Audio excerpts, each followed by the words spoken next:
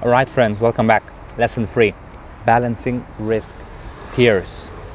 Let's get straight into it. Number 1, divide your capital into risk buckets: stable, growth, experimental.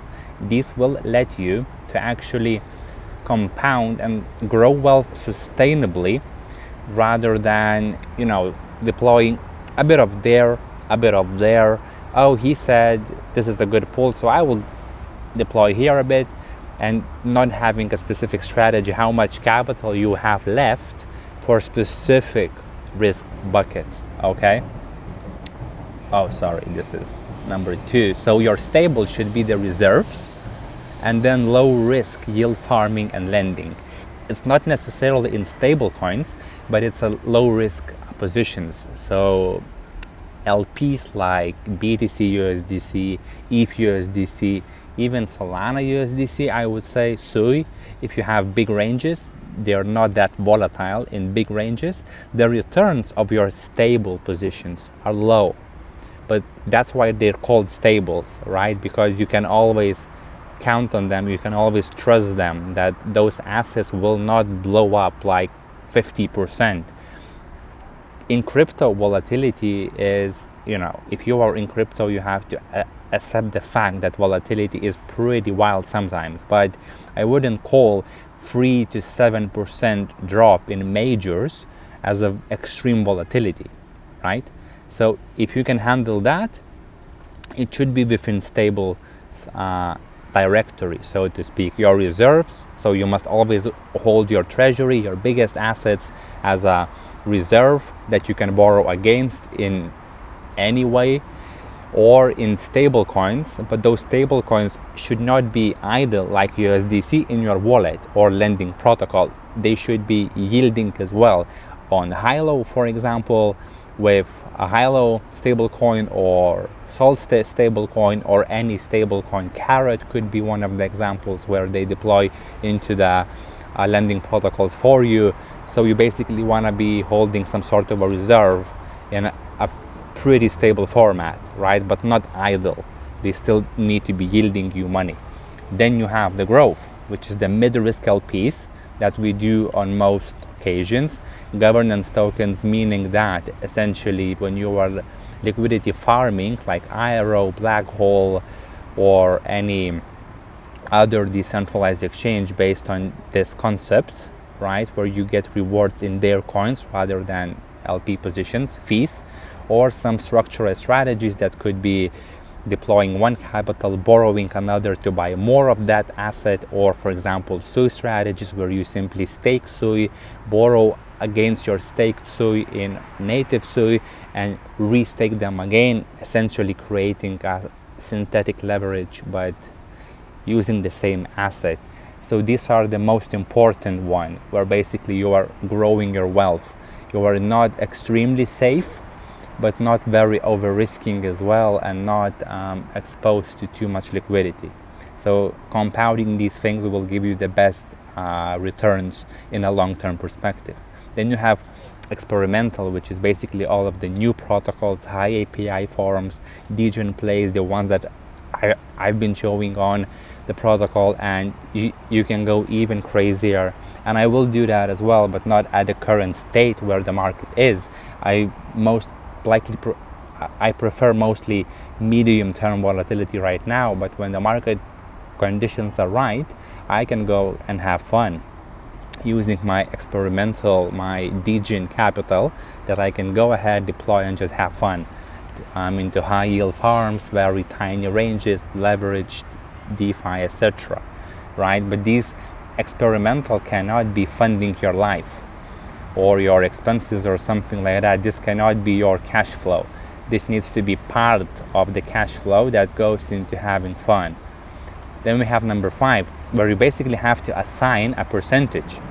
For example, 50, 35, 15, or 60, 30, 10, doesn't matter, right? But you basically have to set a percentage of your capital for stable growth experimental. So you might have 10K, a million, 50 million, or $100, doesn't matter, but you have to set percentage.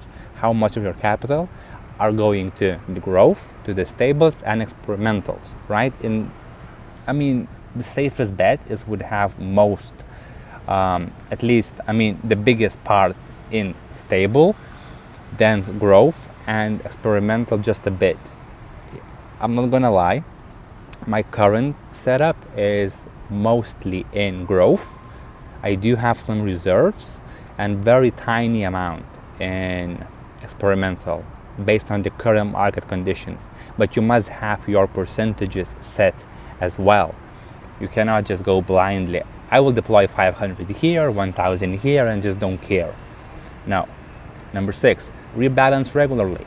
Don't let experimental creep too high. So for example, right now, we do have some positions on DGen risks where the asset is actually dropping, right? Don't wait for that, for the asset to recover without getting the yield.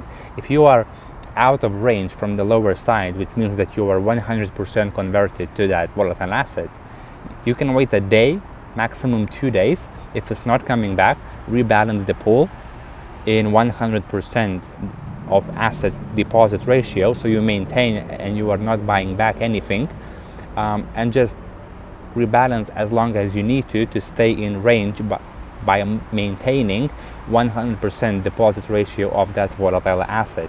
Just don't be afraid to essentially constantly rebalance the pools if needed. Okay. Number 7, never risk more in experimental than you are willing to lose. This is a pretty generic rule, but it's still an important one. Just decided to include it because experimental is your for the experiments. It's a DGen risk. You can deploy into the assets, into the LPs that are very risky, but don't expect to get a lot of money back. Yes, those positions can generate fairly high returns and high yield, but it may not happen forever, or it may actually plummet to the downside, 70% down, and never recover. Of course, still there are ways to try to recover as much as possible out of that worthless coin, but in most cases, it's just still experimental is experimental. You can have some fun, you can stay in very short-term positions, harvest the yield frequently, and just get as much as possible. But sometimes you're gonna experience these things where you're deploying to very high-risk position, high-risk LP. You just harvest the yield for 2 days and just plummet. Something happens on chain, in the markets, in the world, doesn't matter, right? Because if markets are going down, those low-cap shit coins, so to speak, DGen coins, go down massively. So it can happen like that, and then you will become a bag holder where you have to find your way out of that, which is possible, but it's a fairly lengthy process to recover from that, okay? So just never risk more than you can afford in experimental bags. Number 8, the growth tier is where compounding really builds wealth. So your focus should be the growth tier when you're deploying into the mid-risk positions. So you are not too greedy for DGen stuff, but you are not too safe for just stables, like deploying into only the biggest pools like BTC USDC or ETH USDC or even Sol USDC.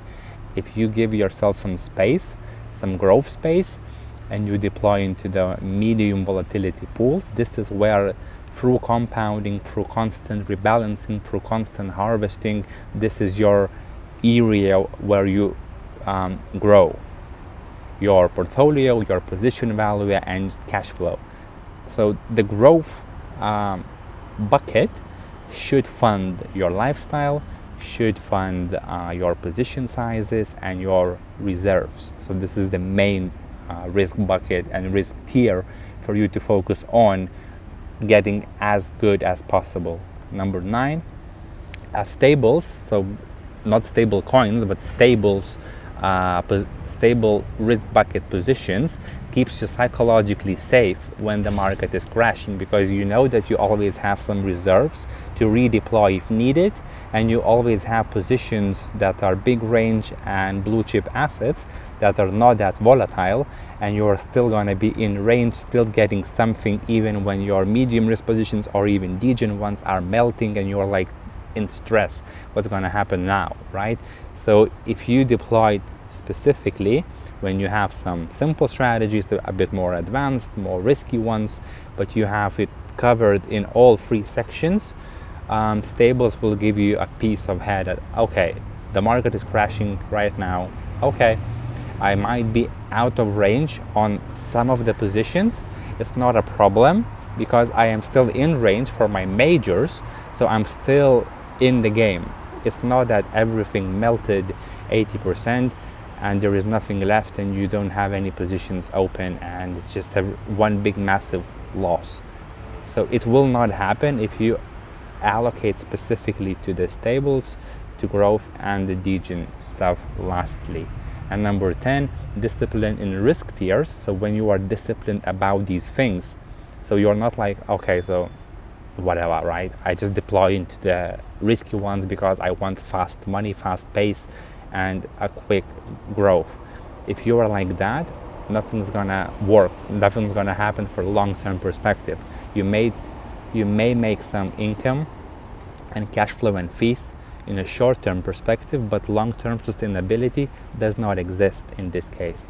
So you have to be really disciplined in your risk profiles, right? And allocate that money accordingly, because that is equal to survival and steady progress. It's slow progress. DeFi is a marathon, it's not a sprint. So it's a slow progress, but when you are disciplined, compounding, harvesting, doing everything professionally, that's where the most amount of growth and wealth becomes visible over longer term perspective. So this is lesson 3. It may be not the most exciting one, but it's very important to understand and use these things and actually allocate capital based on the risk buckets.